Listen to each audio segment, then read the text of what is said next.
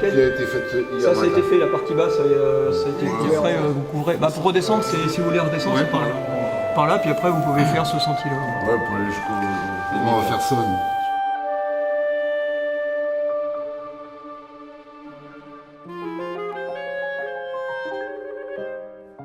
Tu rentres dedans ou quoi? Tu rentres dedans. Voilà. C'est juste la couleur honnête. Ça, c'est bon. Ouais, c'est pour ça.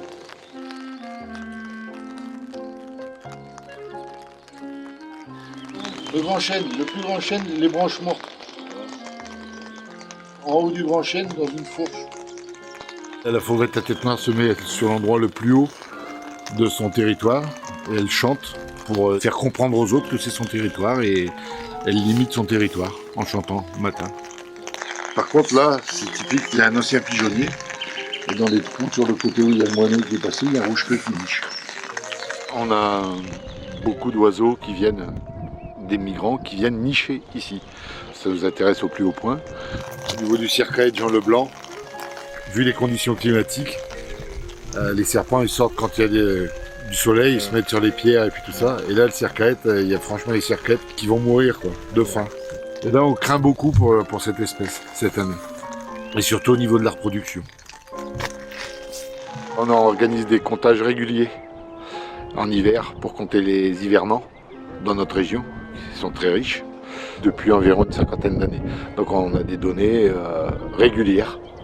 Les outils qu'on utilise sont nos jumelles, les lunettes, et les conditions météo qui favorisent les conditions de migration.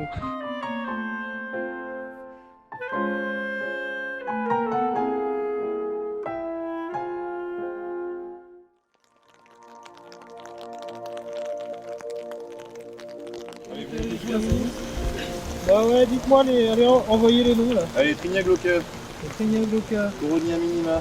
ça y est. Luxus Sapervirens. Luxus Sapervirens. Crataegus monogynea. Rupestris. Ah. C'est ça la petite violette à feuilles rondes là? Ouais, il faut qu'elle soit coalescente. Non mais elle est même pas finie. Là il y a une feuille qui est un peu ronde mais Non, on peut pas se ça suit prononcer. pas, ça suit pas voilà. Et là j'ai l'impression qu'ils sont bien distiques. Donc là en face de l'autre, ça pourrait être distique comme Catrice. Ah bah c'est bien, Distique, ouais, pour une fois ils ont fait un nom simple. Moi je me suis spécialisé notamment à la bryologie, l'étude des mousses. Et ce qui est important c'est vraiment l'organisation, c'est-à-dire qu'il faut vraiment pour chaque récolte donner une définition de l'environnement où a été prise la récolte, la date et le lieu.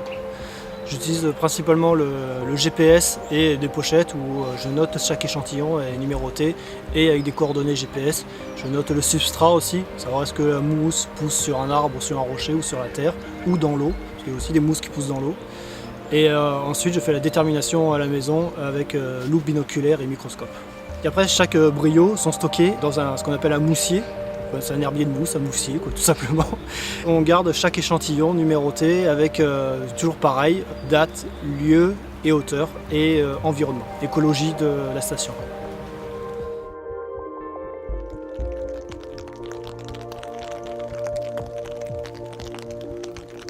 Je vais essayer d'aller voir au bord de la rivière. Bon, il y a beaucoup d'eau, je ne sais pas si on va trouver quelque chose, mais peut-être s'il y a des endroits où l'eau tourbillonne un peu, enfin, il y a moins de courant.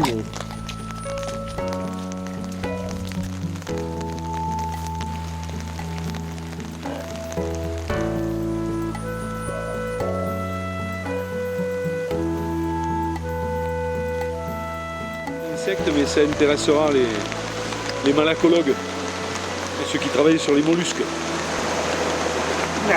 Bon, il n'y a rien là. Le problème des insectes, c'est que les insectes en général ont assez mauvaise presse.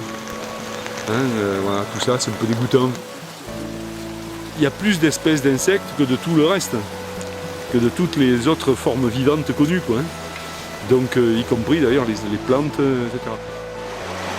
Une vélia, c'est une petite punaise aquatique, une famille des véliidés, on verra, parce que bon, c'est assez difficile à identifier quand même. C'est vrai qu'on est souvent seul à faire des choses à l'extérieur, seul, mais aussi de se retrouver, alors d'une part avec des gens des mêmes disciplines, c'est intéressant parce qu'il y a des échanges sur des choses relativement précises, c'est une espèce de formation réciproque, quoi, hein.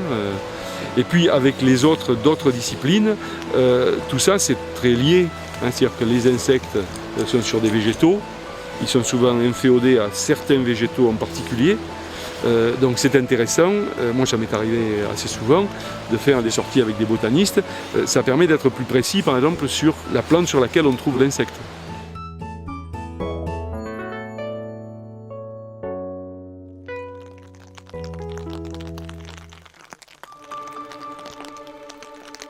L'entomologie c'est plus une activité qu'un métier pour moi, la plupart ne sont pas des professionnels, hein, la plupart sont ce qu'on appelle des amateurs. Hein, mais heureusement qu'il y a des amateurs, parce que la plus grande partie des descriptions d'espèces nouvelles étaient faites par des amateurs.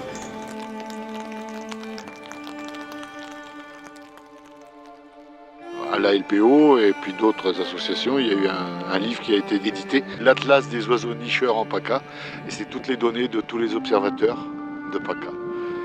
C'est important, surtout de sensibiliser au niveau des enfants, avec tout ce qui se passe à l'heure actuelle, le réchauffement climatique, la destruction des milieux, c'est très important pour l'avenir. Les gens ne connaissent que les mousses, enfin ils savent qu'il y a la mousse, mais c'est tout, ils pensent qu'il n'y en a qu'une en fait. Et il existe en France environ 1200 espèces de mousses, et c'est énorme. Et les gens ne savent même pas qu'il y a cette diversité. Tout est très riche ici, quoi. Donc c'est très important pour nous de leur montrer qu'ils ont la chance de vivre dans une région très riche au niveau.